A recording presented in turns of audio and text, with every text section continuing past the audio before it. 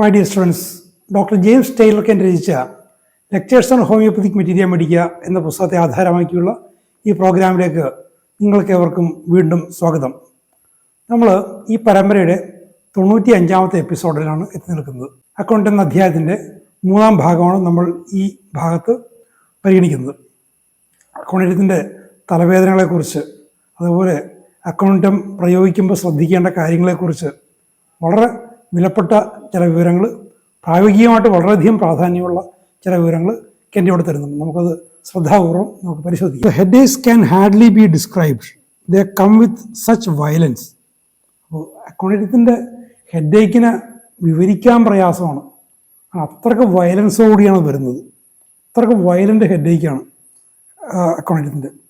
Tearing, burning in the brain, തലയിലിങ്ങനെ പൊള്ളലുണ്ടാക്കുന്ന, അതിനെ വലിച്ചു പറിക്കുന്ന തരത്തിൽ, തലച്ചോറിനെ വലിച്ചു പറിക്കുന്ന തരത്തിൽ, തലച്ചോറിനെ പൊള്ളിക്കുന്ന തരത്തിലുള്ള വേദന.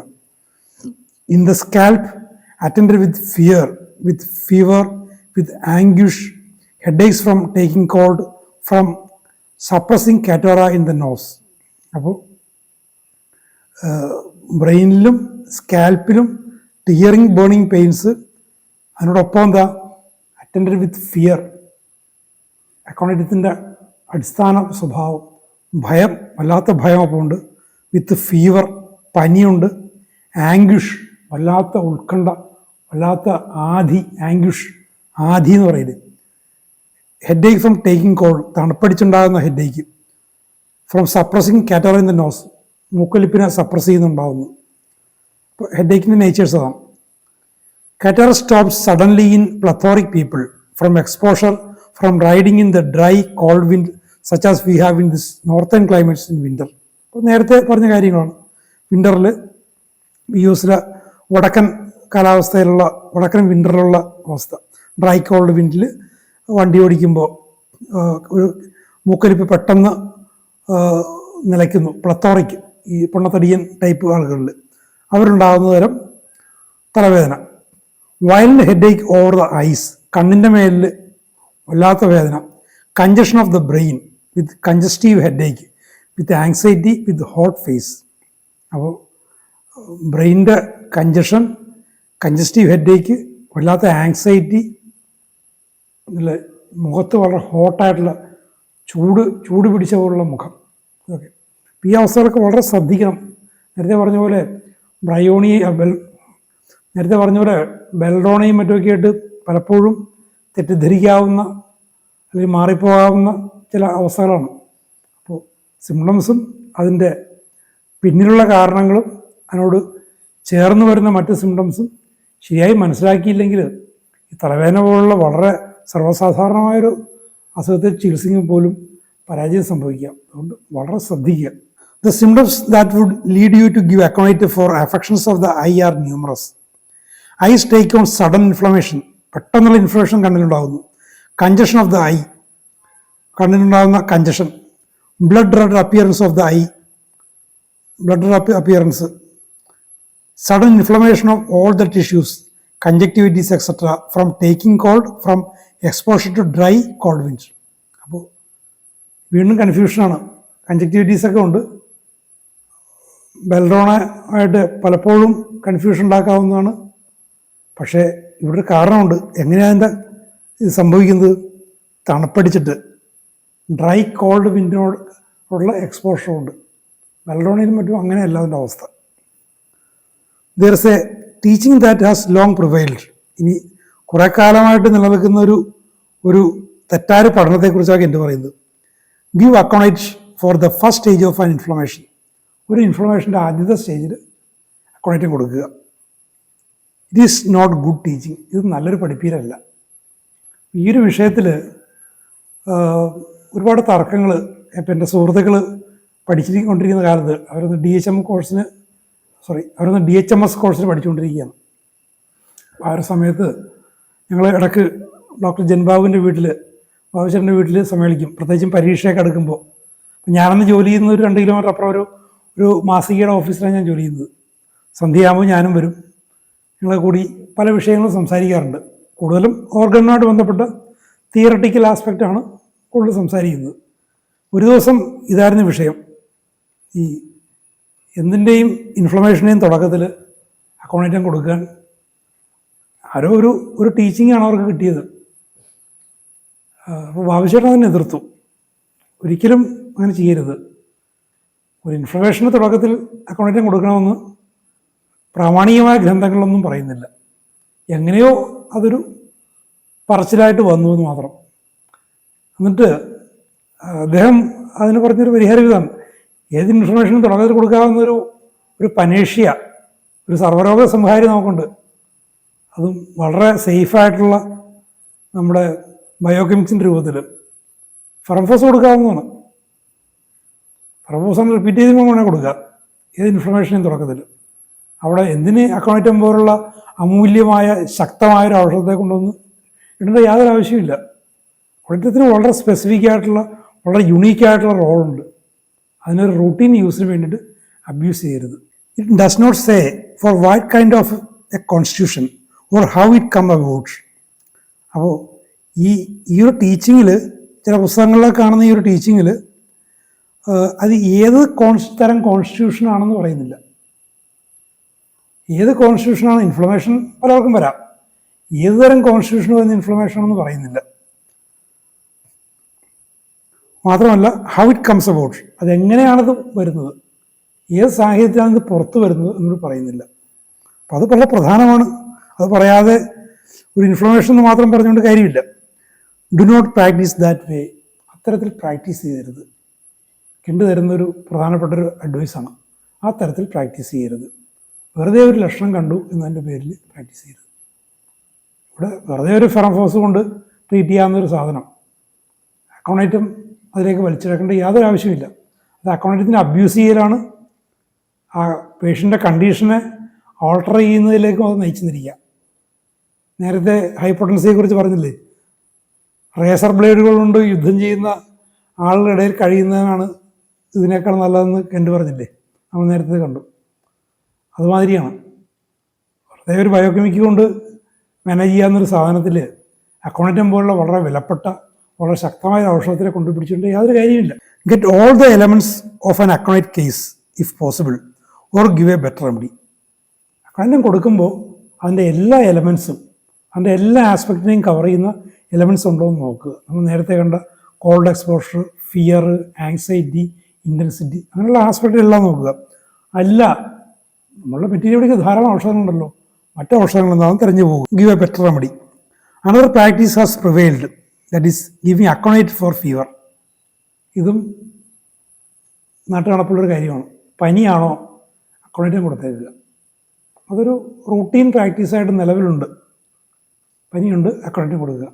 യാതൊരു അടിത്തറയും ഇല്ലാത്ത തികഞ്ഞ തെറ്റിദ്ധാരണ കൊണ്ടൊരു പ്രിവെയിലിംഗ് ബാഡ് ടീച്ചിങ് എന്ന് അതിനെക്കുറിച്ചും പറയാൻ സാധിക്കുകയുള്ളൂ. According was the fever remedy for many of our earlier routines, but it is a bad practice. According has an inflammation of the eyes that comes on so suddenly that one wonders how the inflammation come in so short a time. അപ്പോൾ കണ്ണിൻ്റെ inflammation, അപ്പോൾ അതിൻ്റെ ഒരു പ്രധാന ആസ്പെക്റ്റാണ് വളരെ suddenness, ആ quick nature. എങ്ങനെ ഇത്ര പെട്ടെന്ന് ആ ഇൻഫ്ലമേഷൻ വന്നു എന്ന് അത്ഭുതപ്പെട്ടു പോകും. ആ ഒരു ക്വിക്നെസ്, ആ ഒരു റാപ്പിഡ് നേച്ചർ, അതാണ് ആ ഒരു ഇൻഫ്ലമേഷനെ അക്കോണൈറ്റ് ഇൻഫ്ലമേഷൻ ആക്കുന്ന ഒരു ഘടകം. The eyes take on great swelling without any discharge or only very watery mucus. അപ്പോൾ ഡിസ്ചാർജ് ഇല്ലാത്ത ഇൻഫ്ലമേഷൻ, ഡിസ്ചാർജ് ഇല്ലാത്ത സ്വെല്ലിങ്, അല്ലെങ്കിൽ വാട്ടറി മ്യൂക്കസ് മാത്രം, വാട്ടറി മ്യൂക്കസ് മാത്രം, തിക്ക് മ്യൂക്കസ് അല്ല. The sudden inflammation that comes on with thick discharges would never be aconite. Sudden discharge ആണ്, പക്ഷെ തിക്ക് mucus discharge ആണോ, ഒരിക്കലും അക്കോണൈറ്റ് ആവില്ല. അത് വളരെ പ്രധാനപ്പെട്ട ടിപ്സാണ്. അപ്പം അതിനൊരു വിശദീകരണം കണ്ടു തരുന്നുണ്ട്. Accountant has no results of inflammation. ഇൻഫ്ലമേഷൻ്റെ, പക്ഷേ ഇൻഫ്ലമേഷൻ്റെ റിസൾട്ട് ഇല്ല. തിക്ക് ഡിസ്ചാർജ് എന്ന് പറയുമ്പോൾ ഇൻഫ്ലമേഷൻ്റെ റിസൾട്ടായി. ഇൻഫ്ലമേഷൻ കൊണ്ട് അതിൻ്റെ ഫലമായിട്ടുണ്ടാകുന്നതാണ് തിക്ക് ഇൻഫ്ലമേഷൻ, തിക്ക് ഡിസ്ചാർജ്. ഡിസ്ചാർജ് ഒരു വാട്ടർ ഡിസ്ചാർജ് വേണമെങ്കിൽ ആകാം, പക്ഷേ തിക്ക് ഡിസ്ചാർജ് ഒരിക്കലും ഉണ്ടാവില്ല. കാരണം അതിൻ്റെ റീസണുണ്ട്, വെറുതെ പറയുന്നതല്ല. ഇൻഫ്ലമേഷൻ്റെ റിസൾട്ട് എന്ന് പറയുന്നത് അക്കൗണ്ടത്തിൽ ഇല്ല. Those conditions that are about to take on the results of inflammation will always indicate some other remedy. അപ്പോൾ ഇൻഫ്ലമേഷൻ്റെ റിസൾട്ടുകൾ സൂചിപ്പിക്കുന്നുണ്ടെങ്കിൽ മറ്റെന്തോ ഔഷധമാണ് എന്ന് വിചാരിച്ചോളുക. You are not to think of aconite in fever unless the aconitum patient is present. പനിയുടെ കാര്യത്തിൽ അക്കോണൈറ്റം പേഷ്യൻ്റ് ഉണ്ടെങ്കിൽ മാത്രം അക്കോണൈറ്റത്തെ കുറിച്ച് ചിന്തിച്ചാൽ മതി. ഉണ്ടോ? അക്കോണൈറ്റത്തിൻ്റെ ടിപ്പിക്കൽ നേച്ചർ, അതിൻ്റെ ജനറൽ കണ്ടീഷൻ ഉണ്ടെങ്കിൽ മാത്രം പനിയുടെ കാര്യത്തിൽ അക്കോണൈറ്റം കൊടുത്താൽ മതി. ഇത് അടിവരയിട്ട് പറയേണ്ട ഒരു കാര്യമാണ്. കാരണം പനി പിടിച്ച് കിടക്കുമ്പോൾ എനിക്കും ഈ ഒരു അഡ്വൈസ് കിട്ടിയിട്ടുണ്ട്, അക്കോണൈറ്റം കഴിച്ചുകൂടെ എന്ന് പറഞ്ഞു. എത്രമാത്രം പ്രിവെയിലിംഗ് ആണ് ആ ഒരു ടീച്ചിങ് എന്ന് ആലോചിച്ച് നോക്കണം. വളരെ ശ്രദ്ധിച്ച് അത്തരം ഹോമിയോപ്പതിയുടെ തെറ്റായ ഉപയോഗങ്ങളിൽ നിന്നും നമ്മൾ മാറി നിൽക്കണം. പഠനകാലത്ത് തന്നെ അതിൻ്റെ അടിത്തറ നിങ്ങൾക്ക് കിട്ടിക്കഴിഞ്ഞാൽ പ്രാക്ടീസിൽ നിങ്ങൾക്കത് ശരിക്കും വളരെ ജുഡീഷ്യസ് ആയിട്ട് പ്രയോഗിക്കാൻ സാധിക്കും. With the aconite fever there will be sensitiveness to light. Aconitum പനിയോടൊപ്പം ലൈറ്റിനോടുള്ള സെൻസിറ്റിവിറ്റി ഉണ്ടാവാം. പ്രകാശം പറ്റില്ല. ചിലതരം പനികൾക്ക് അങ്ങനെയുണ്ട്, പ്രകാശം പറ്റാതെ. പണ്ടൊക്കെ അവരെ കൊണ്ട് ഇരുട്ടുമുറി കൊണ്ട് ഇടുമായിരുന്നു.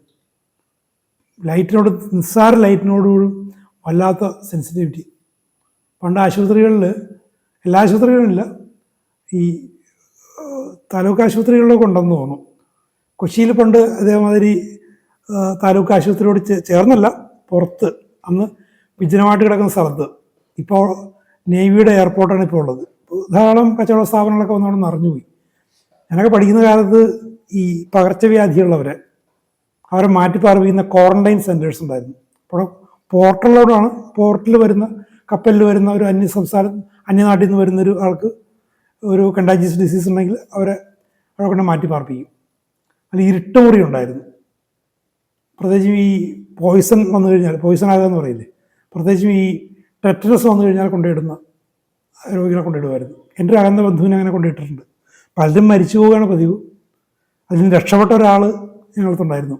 അയാളെ പിന്നീട് ഞാൻ ഹോമിയോപ്പതിക്ക് പരിചയിച്ച സമയത്ത് അദ്ദേഹത്തിനെ ട്രീറ്റ് ചെയ്യാൻ ഞാൻ ഭാവിച്ചിരുന്നത് കൊണ്ടുവരുന്നുണ്ട്. അപ്പോൾ ഞാൻ ആ മരുന്നിനെ കുറിച്ച് പറയുമ്പോൾ ഞാനത് പറയാം.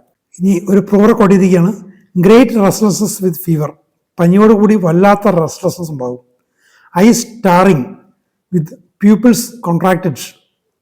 കണ്ണിങ്ങനെ തുറച്ചു നോക്കുന്ന തരത്തിൽ കണ്ണിങ്ങനെ നിൽക്കും. കൃഷ്ണമണി വല്ലാതെ കോൺട്രാക്ട് ചെയ്യുന്നു. വയലന്റ് ഏക്കിങ് and inflammation of the deep structure of the ball. നേത്രഗോളത്തിൻ്റെ അഗാധങ്ങളിൽ, ആഴങ്ങളിൽ വല്ലാത്ത വയലൻ്റ് ആയിട്ടുള്ള നൊമ്പരം, വല്ലാത്ത വേദന, ഇൻഫ്ലമേഷൻ, അതും ഒരു പ്രൂഫ് റെക്കോർഡ് ചെയ്തിരിക്കുക. Give aconite only when the symptoms agree. ലക്ഷണങ്ങൾ യോജിച്ചാൽ മാത്രം അക്കോണൈറ്റം കൊടുത്താൽ മതി. അല്ലാതെ പനി എന്ന് പറഞ്ഞാൽ അക്കോണൈറ്റം കൊടുത്തേക്കാം, പനി എന്ന് പറഞ്ഞാൽ ബെൽഡോണ കൊടുത്തേക്കാം, പനി എന്ന് പറഞ്ഞാൽ ബ്രയോണിയ അല്ലെങ്കിൽ മറ്റെന്തോ കൊടുത്തേക്കാം എന്നൊന്നും കരുതരുത്. സിംറ്റംസ് എഗ്രി ചെയ്യുകയാണെങ്കിൽ മാത്രം. An inflammation that is about to run a prolonged course to take on suppuration, or it is mucous membrane to take on discharge of pus, will never show you the symptoms of aconite. അപ്പോൾ inflammation, prolong ചെയ്ത inflammation, ഒരു പഴുപ്പുണ്ടാകുന്നു, mucus മെംബ്രെയിനെയോ ബാധിക്കുന്നു, പസ്സിൻ്റെ discharge ഉണ്ടാകുന്നു. അതായത് നേരത്തെ പറഞ്ഞ കാര്യം തന്നെ, ഒരു ഇൻഫ്ലമേഷൻ്റെ റിസൾട്ട്സ്, ആ ഒരു കണ്ടീഷൻ ഒരിക്കലും അക്കോണൈറ്റം വരില്ല. Never give aconite in blood poisoning such as we find in scarlet fever, in typhoid fever, etc. ഈ സ്കാർലറ്റ് ഫീവറിലോ ടൈഫോയിഡ് ഫീവർ ഉണ്ടാകുന്ന ബ്ലഡ് പോയ്സൺസിനും ഒരിക്കലും അക്കോണൈറ്റം കൊടുക്കരുത്. We find nothing of the violent symptoms of the aconite in such conditions. കാരണം പറ്റുന്നത് കൊണ്ടല്ല, അത്തരം ലക്ഷണങ്ങളിൽ, അത്തരം രോഗാവസ്ഥകളിൽ അക്കോണൈറ്റത്തിൻ്റെ ആ ഒരു വയലന്റ് കണ്ടീഷൻ ഇല്ല. അക്കോണൈറ്റത്തിൻ്റെ വയലൻസ് ഉണ്ട്. ആ വയലൻസ് പ്രസൻ്റ് ആണെങ്കിൽ മാത്രമേ അക്കോണൈറ്റത്തിൻ്റെ ഇൻഡിക്കേഷൻ ഉള്ളൂ. The nervous irritation is never present, but the opposite, the stupor, the laziness, the purple skin, whereas aconitum is bright red. അപ്പോൾ അക്കോണൈറ്റം ബ്രൈറ്റ് റെഡാണ്, വളരെ വയലൻ്റ് ആണ്. പക്ഷേ ഇത്രയും മേലെ പറഞ്ഞ ഈ കണ്ടീഷൻസിൽ, ടൈഫോയിഡ് ഫീവറിലും സ്കാർലറ്റ് ഫീവറിലൊക്കെ എങ്ങനെയാണ്, ഈ ഒരു നെർവസ് ഇറിറ്റേഷൻ ഇല്ല. അതിന് നേരെ എതിരായിട്ട് ഈ സ്റ്റൂപ്പർ ആകെ മന്നിച്ച് ഡള്ളായിട്ടിരിക്കുന്നത്, ലേസി, മടി പിടിച്ചിരിക്കൽ, പർപ്പിൾ സ്കിൻ, ഒരു വയലറ്റ് കളറാണ്. അതിൻ്റെ വയലൻസ് വരുമ്പോൾ ഒരു ബ്രൈറ്റ് റെഡാണ്, വല്ലാത്ത സർക്കുലേഷൻ ഉണ്ടായിട്ട് ബ്രൈറ്റ് റെഡ് വരുന്നു. അതും ഈ പറയുന്ന ഇത്തരം പനികളിലതില്ല. Never give account for any form of zymosis for it has no zymotic history. അതൊരു പകർച്ചപ്പനി. പകർച്ചവ്യാധികൾക്ക് കണ്ടാജിയസ് ഫീവേഴ്സിനും മറ്റുമൊക്കെ പണ്ട് പറയുന്നൊരു പേരാണ് ഈ സൈമോട്ടിക് ഫീവർ അല്ലെങ്കിൽ സൈമോസിസ് എന്ന് പറയുന്നത്. പകർച്ചപ്പനികൾ, ഇത്തരം പകർച്ചപ്പനികളിൽ ഒരിക്കലും അക്കൗണ്ടിനെ കൊടുക്കരുത്. കാരണം അതിലൊന്നും ഈ ഒരു വയലൻസ് ഇല്ല. പക്ഷെ വയലൻസ് ഉണ്ട്, അക്കൗണ്ടിൻ്റെ സിംറ്റംസും ഉണ്ടോ, അക്കൗണ്ടിനെ കൊടുക്കാം. പക്ഷേ ഈ സൈമോട്ടിക് കണ്ടീഷൻസ്, അതായത് ഈ കണ്ടാജിയസ് ആയിട്ടുള്ള അല്ലെങ്കിൽ പകർച്ച പനികളിലും മറ്റുമൊക്കെ ഈ ടൈഫോയിഡ്, സ്കാലറ്റ് ഫീവർ, ഇതിലൊന്നും അക്കൗണ്ട് ഇൻഡിക്കേറ്റ് ചെയ്യാറില്ല. അപ്പോൾ നിങ്ങളുടെ പ്രായോഗിക ജീവിതത്തിൽ വളരെയധികം പ്രാധാന്യമുള്ള ഒത്തിരി വിവരങ്ങളാണ് കെൻഡ് തന്നുകൊണ്ടിരിക്കുന്നത്. ഇതിൻ്റെ തുടർച്ചയായിട്ട് ഇനിയും ഒത്തിരി വിലപ്പെട്ട കാര്യങ്ങൾ പറയുന്നുണ്ട്. അക്കൗണ്ടൻറ്റിൻ്റെ കാര്യത്തിൽ മാത്രമല്ല, മറ്റ് നിങ്ങളുടെ ജനറൽ പ്രാക്ടീസിൽ നിങ്ങൾക്ക് ഉപകരിക്കുന്ന പ്രധാനപ്പെട്ട ടിപ്സ് വരുന്നുണ്ട്. നമുക്ക് അടുത്ത എപ്പിസോഡിൽ ഇതിനെക്കുറിച്ചുള്ള കൂടുതൽ വിവരങ്ങൾ കേൾക്കാം. ഇനിയും ഈ പരമ്പര സബ്സ്ക്രൈബ് ചെയ്യാത്തവരുണ്ടെങ്കിൽ ദയവായി സബ്സ്ക്രൈബ് ചെയ്യുക, വീഡിയോ ലൈക്ക് ചെയ്യുക, നിങ്ങളുടെ സുഹൃത്തുക്കൾക്ക് ഇത് ലിങ്ക് അയച്ചു കൊടുക്കുക. അടുത്ത എപ്പിസോഡിൽ നമുക്ക് വീണ്ടും കാണാം. Thank you very much for watching.